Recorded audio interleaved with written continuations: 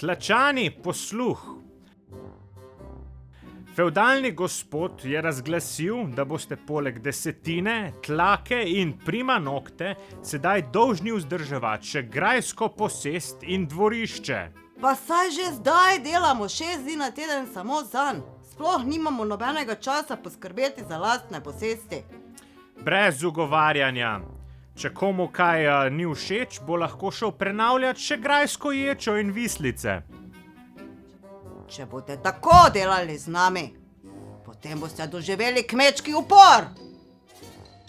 Nimate časa za to, morate iti preorati graščakovo polje repe. Joj, to je pa res najhujša reč na svetu.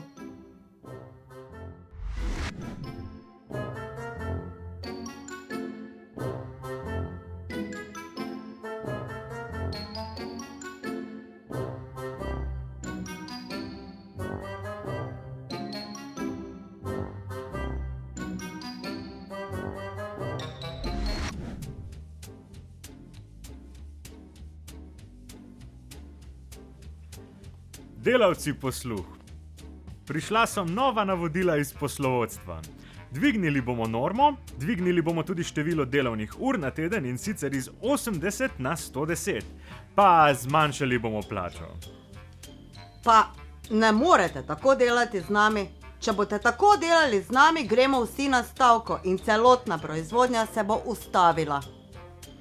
Ja, potem bomo morali pa podvojiti normo, ko nehate stavkati. Za še manj denarja. Ojoj, to je najhujša reč na svetu.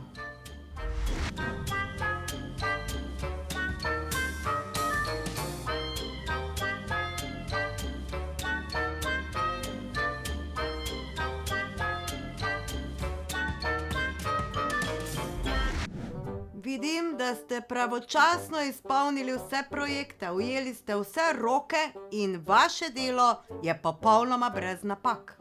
Ja, trudim se za sinergijo delovne učinkovitosti in časovno efektivnost.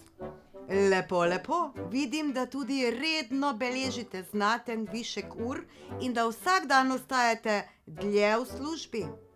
Vsekakor, ko potegnemo pod črto, se moramo v kolektivu truditi za doseganje ciljev podjetja in njegov uspeh.